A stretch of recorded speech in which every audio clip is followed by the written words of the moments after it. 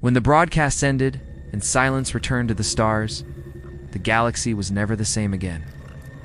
The message humanity sent was not just a declaration of survival, it was a warning. For the first time in centuries, the Galactic Council gathered in total secrecy. The lights in their grand chamber were dim, and the air carried a kind of fear that no language could describe. The Draxian warlord slammed his clawed hand on the table. "They destroyed their own world to survive," he growled. "Who does that?" A whisper rippled through the hall. "Only one species." A small envoy from the Vire Collective spoke next. Her voice trembled as she said, "They are not fighting for conquest. They are fighting for meaning." Her words echoed through the chamber. "That is why they cannot be stopped," the council speaker. An ancient being who had seen countless civilizations rise and fall slowly turned toward the hologram of Earth. The planet still burned faintly, wrapped in a halo of dust and debris. He spoke quietly. "We thought them fragile because they bleed easily. But they bleed and still move forward. That is not weakness. That is horror." Meanwhile, back on Earth, or what was left of it, humanity had changed. Cities floated above oceans of ash. The survivors called themselves the Continuum. There were no governments and no borders, only one united code. We endure. For in orbit, the remains of an old space station drifted through darkness. It was held together by scavenged metal and stubborn hope. Inside, Commander Aiden Reyes stared out at the stars, watching the sensor readouts. Hundreds of war signatures filled the nearby systems. He sighed and said softly, "They are coming." A calm voice answered through the comms. It was human, tired but steady. "Then we will make them remember why they fear us."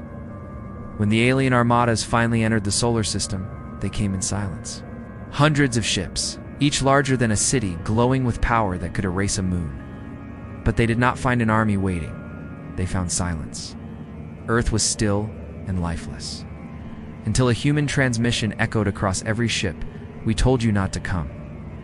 Moments later, every satellite fragment, every broken drone, and every dead orbital shell came alive. They moved in perfect harmony, controlled by a single ancient AI that humanity had built for one purpose: revenge. The aliens watched in disbelief as the debris formed patterns, clusters, and swarms. Then the swarms began to move. Without warning, thousands of self-replicating defense drones launched from Earth's magnetic field. They tore through alien fleets with impossible precision. They were not just machines, they were memories. Each one carried the name of someone who had not survived the fall of Earth. The Ava, the James, the Miyamoto, Grace. Every drone was a tombstone. Every attack was an echo of grief.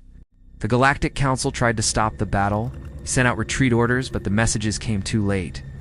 For hours, the stars above Earth burned brighter than they ever had before. Then finally, there was silence. No human signals, no alien fleets, only darkness. When the dust cleared, one last transmission appeared on every channel in the galaxy. A human voice spoke quietly, full of sorrow and strength. "We never wanted this, but if you make us monsters, we will be the kind that guards the dark." Months later, on a distant colony in the Outer Rim, an alien child looked up at the stars and asked her father, "Papa, is it true? Are the humans still out there?" The old alien looked at the night sky, where the memory of that terrible day still lingered, and whispered, "No one knows, little one. But we still fear the day they return."